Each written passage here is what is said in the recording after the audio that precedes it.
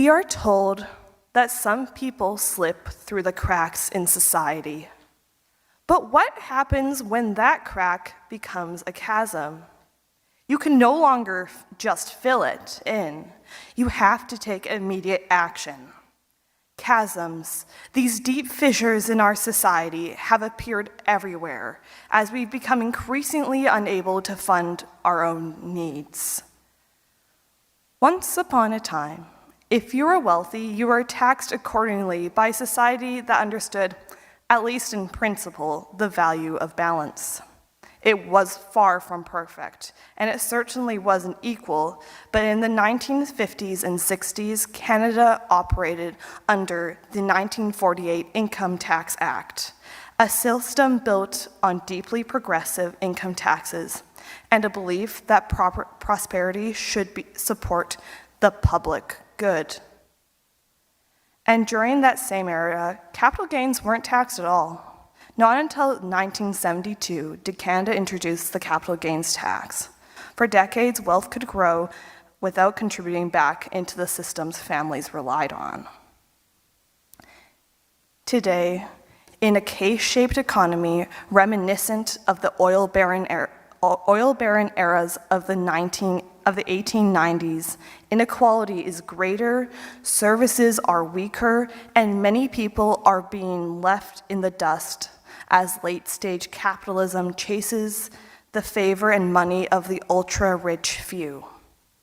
Statistics Canada's own data shows the widening wealth concentration, with most of the capital gains tax now flowing to the richest Canadians.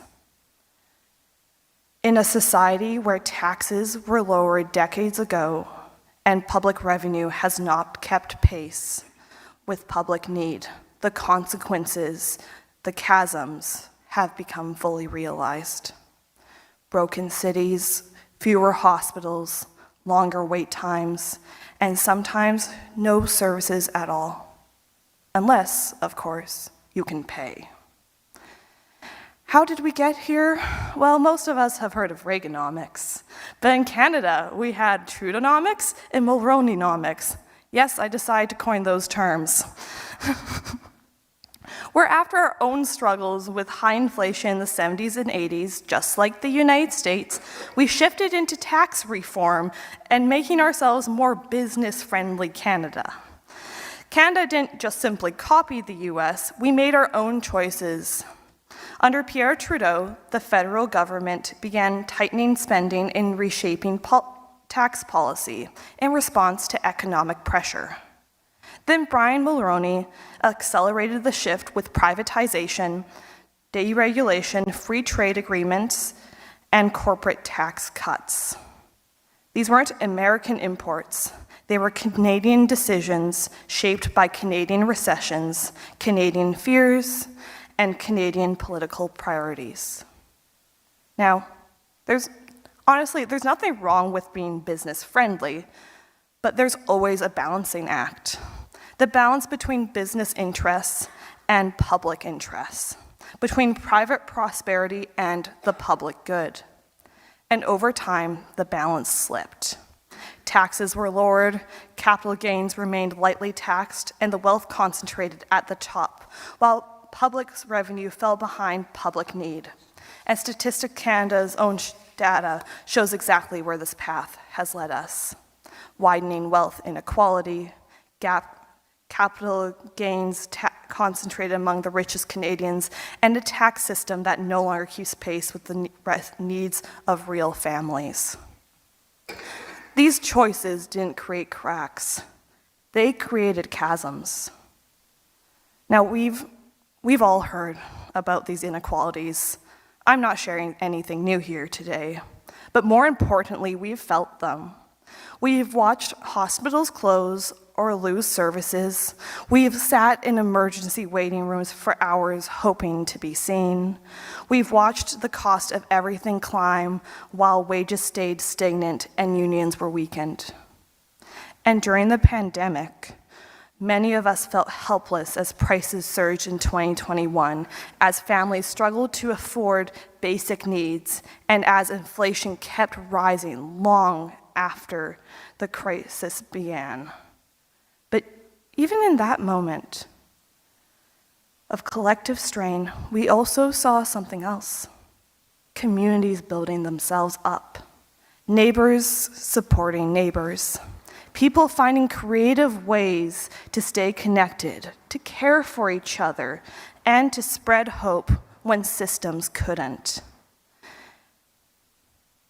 These aren't cracks anymore. They're chasms created where public systems shrink and communities are left to fill the gaps themselves.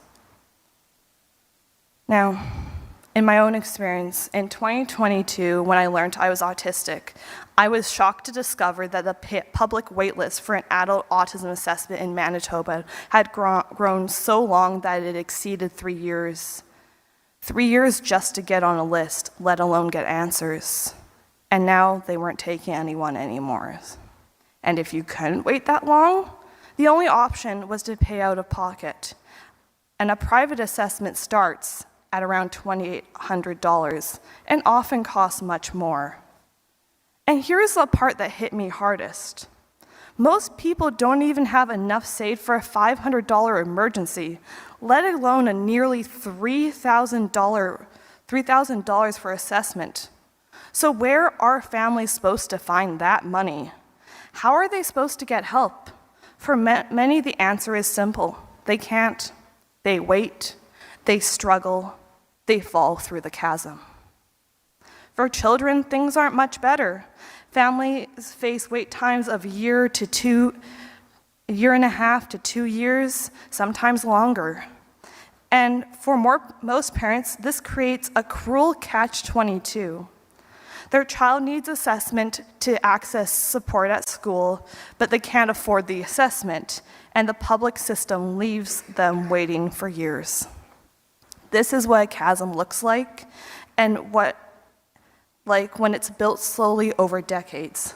A gap so wide that families fall straight through it. And that's just the assessments.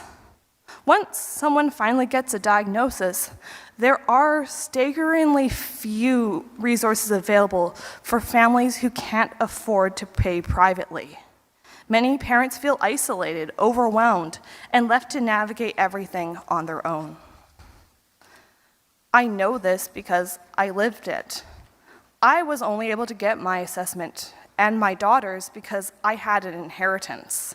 Without that, we would still be waiting.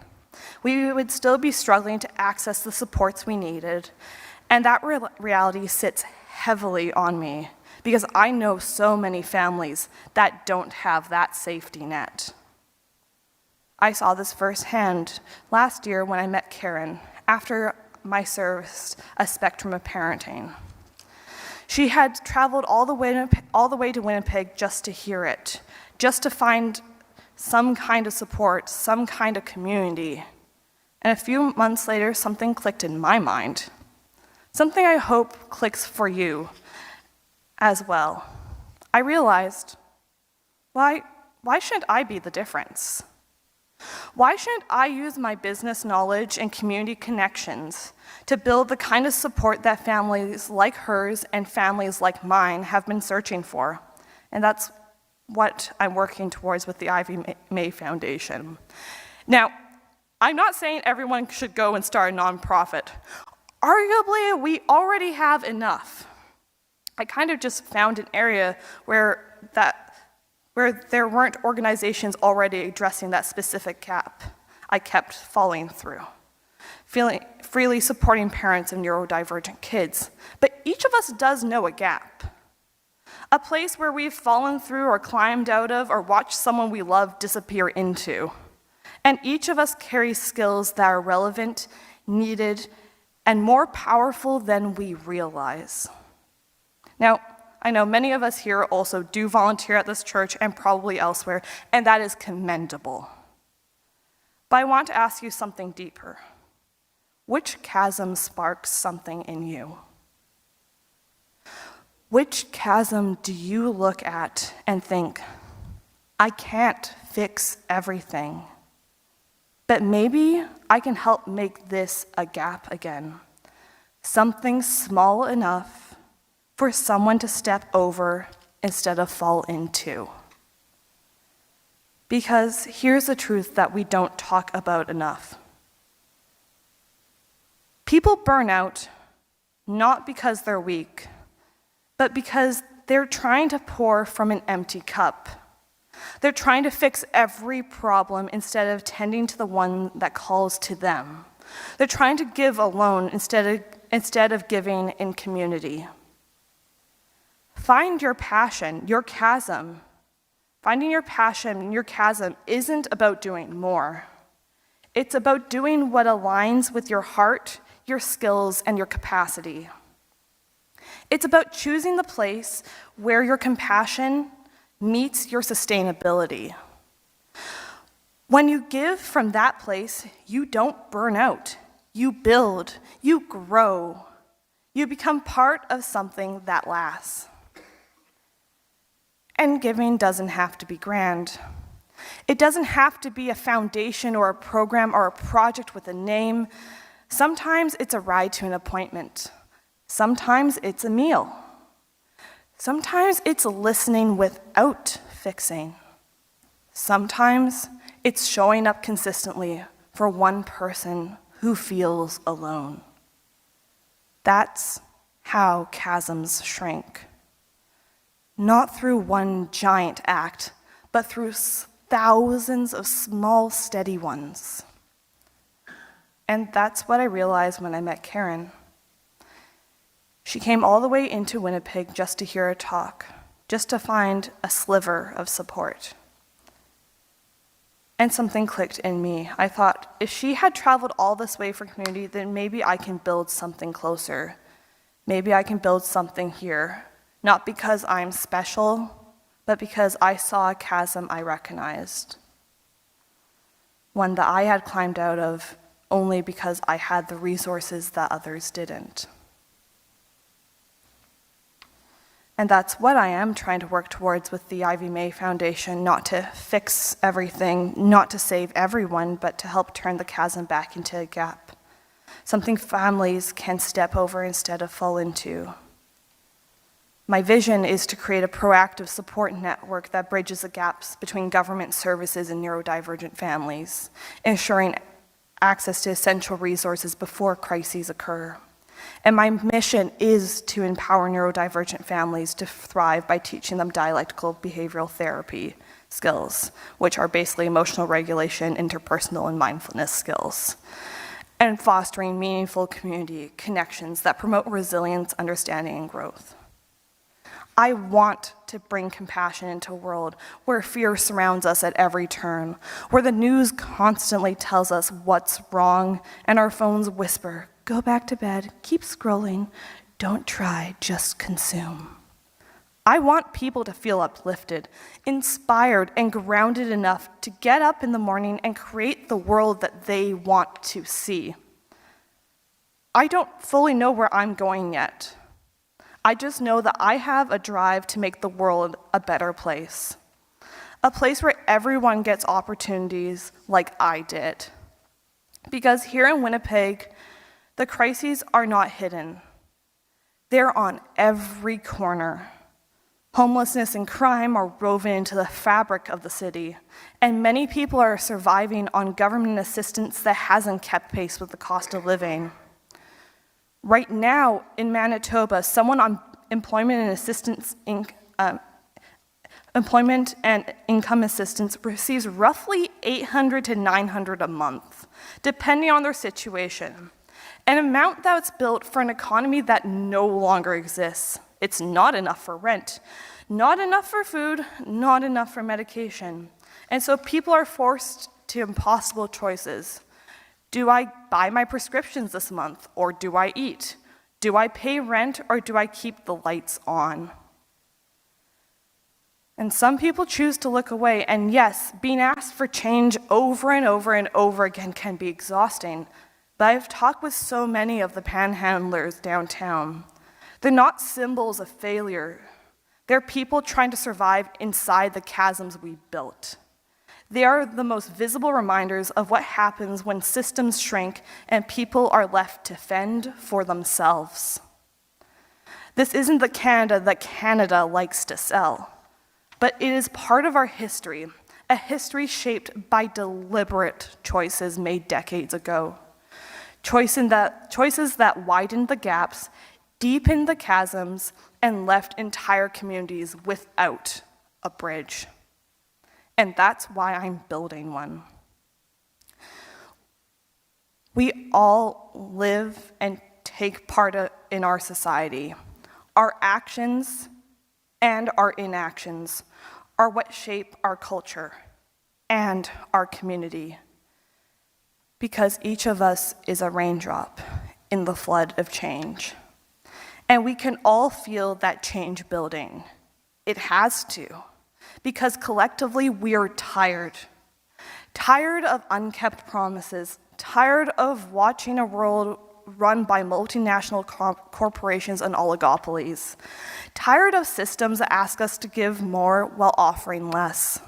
We're exhausted, and yet somewhere inside of us there is still a spark that wants to re-energize itself by rediscovering passion, purpose, and the courage to bring our authentic selves back into the world.